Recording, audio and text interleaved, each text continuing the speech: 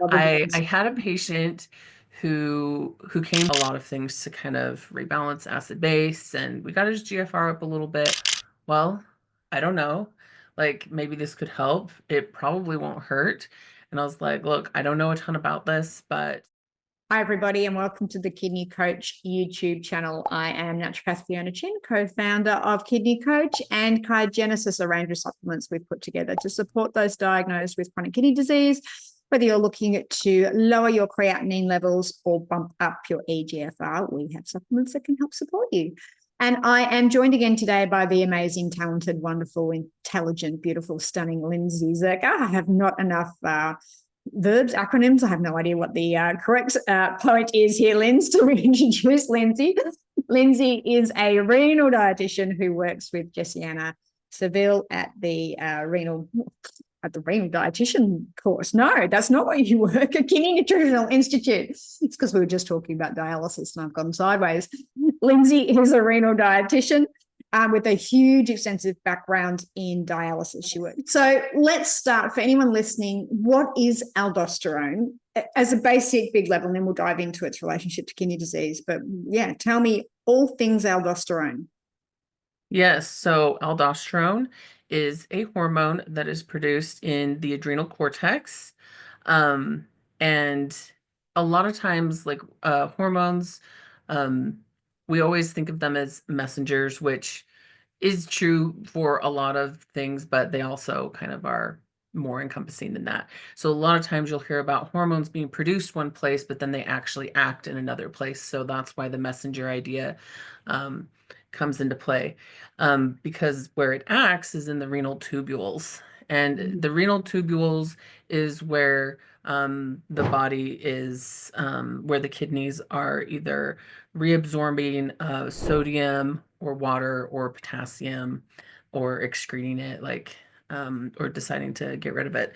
And so aldosterone, that is its job is kind of controlling that.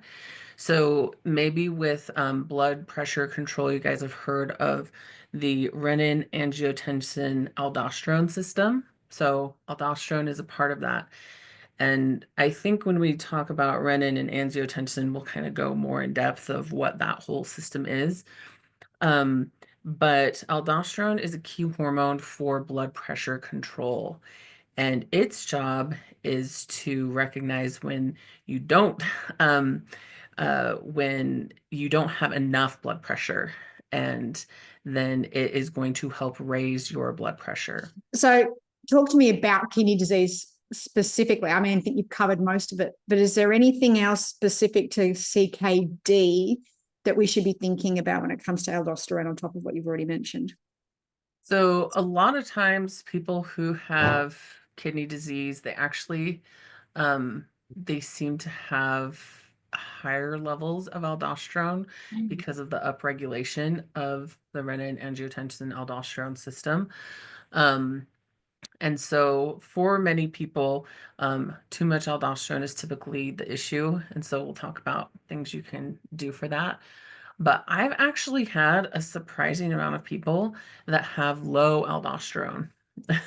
Mm. And um, the first time that I found this out was by a little oopsie that happened. I had a patient who came to me. He was quite young. I think I'm trying to remember. I don't know. He was between 20 and 30. So I feel like that's really young for someone to have stage 5 kidney disease. Like Yeah, he didn't know he had it. He just kind of crashed and burned in the hospital and all of a sudden found out his kidneys were failing, and they didn't find out why. So he came to work with me, and we did a lot of things to kind of rebalance acid base, and we got his GFR up a little bit, but it really wasn't moving, and I didn't know if there's something I was missing, and I had been reading a little bit more about nitric oxide and how kidney disease is typically a nitric oxide deficient state. And part of the reason for that is higher aldosterone. And so I thought, well, I don't know. Like maybe this could help. It probably won't hurt. And I was like, look, I don't know a ton about this, but if you want to try it, here's some of the studies. What do you think? And he was like, okay, let's do it. Well, it wasn't a good option for him because he had low aldosterone.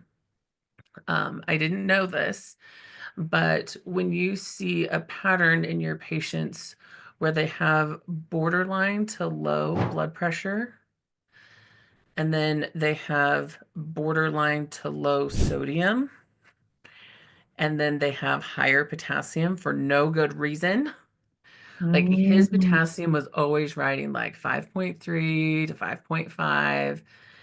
And so he took that nitric oxide and his potassium went up to like 6.1 and his blood pressure went up and all kinds of stuff. And I was like, shoot. I was like, stop. I don't know what this did. I don't know what it was. Like, don't do this anymore.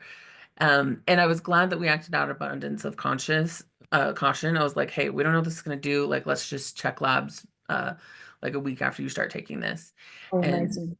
and so we did that. And so then I dug deeper and found, and I was like, hey, I think that you actually have low aldosterone. Let's go get that checked. And it came back like his aldosterone was at like 3. Well, if you would like after all of that, your aldosterone checked, or even if you would just like to work with a curious, I like the word curiosity because we spoke about that last time, but a curious renal dietitian who won't just make you go on a low potassium diet and cut salt out and do all those boring things, who actually will dig into what's going on, then you can head over to kidneynutritionalinstitute.org. So make sure you hit subscribe and like. That way you'll get notified when we put up new podcasts. If you want to know more about what we do, head to www.kidneycoach.com. There is a new website being launched the end of June, mid-June, end of May, somewhere in there somewhere. So look out for that. And you'll find us on all social media platforms under the same thing.